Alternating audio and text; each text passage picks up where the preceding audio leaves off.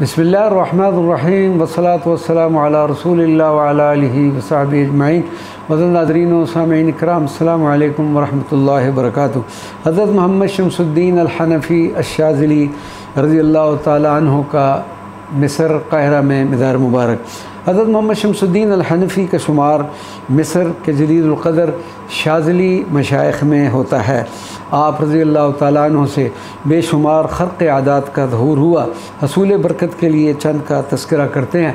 हज़रत सैयदना अबुल अब्बास मुर्सी फ़रमाते हैं कि जब शेख मोहम्मद हनफ़ी तालीम से फ़ारिग़ हुए तो बाज़ार में किताबें फ़रोख्त करना शुरू कर दी। एक वली कामिल का वहाँ से गुज़र हुआ। उन्होंने शेख हनफ़ी से कहा, आप दुनिया के लिए नहीं पैदा हुए, आपने सारा कुछ छोड़ा और एक खलवत खाने में 60 साल के लिए गोशा नशीन हो गए। हज़रत सैयदना अबुल अब्बास मुर्सी फ़रमाते हैं कि जब मैं कभी अपने खलवत खाने में जाता, दरवाज़े पर पहुँच कर रुक जाता। अगर आप अंदर दाखिल होने का हुक्म फरमाते तो दाखिल हो जाता, और अगर आप खामोश रहते तो मैं वापस चला जाता। एक दिन बग़ैर इजाज़त मैं अंदर चला गया तो देखा वहाँ पर एक बहुत बड़ा शेर बैठा हुआ है, जिसे देखकर मुझ पर गशी तारी होगी। जब होश में आया तो वहाँ से बला इज़न दाखिला पर इस्तिग़फ़ार पढ़ता हुआ निकल आया। एक मरतबा एक कादी साहब ने हज़रत सुल्तान अल-हनफ़ी का इम्तिहान लेने आ निकले। लोगों ने आपको मतलब फ़रमाया कि ये आपका इम्तिहान लेने की नीयत से आए हैं। हज़रत साहब ने फ़रमाया कि अगर वो सवाल कर सका। काजी साहब सवाल के लिए आगे हुए तो कहा, मा तक़ूलु फ़ी, आपकी इसमें क्या राय है? क्या कर खामोश हो गए। हज़रत ने फ़रमाया आगे बोलें। काजी साहब फिर बोले, मा तक़ूलु, और ख़ामोश हो गए। हज़रत ने फ़रमाया आगे बोलें। वो काजी साहब यही बार बार दोहराता रहा। बिल आखिर कहने लगा कि मैं एक सवाल पूछना चाहता था मगर भूल गया।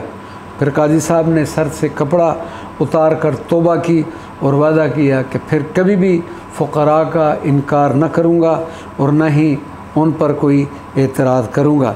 हज़रत सुल्तान अल-हनफ़ी को अगर ख़र्च के लिए कोई चीज़ न मिलती तो साथियों से कर्ज़ ले लेते। फिर जब अल्लाह तबारक व तआला की तरफ से कुशाइश आती तो आप कर्ज़ उतार देते। एक मरतबा आप पर 60,000 कर्ज़ हो गया।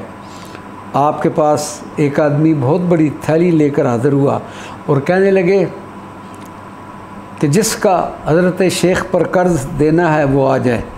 हज़रत पर जितना कर्ज़ा था उस शख्स ने वो सब अदा कर दिया।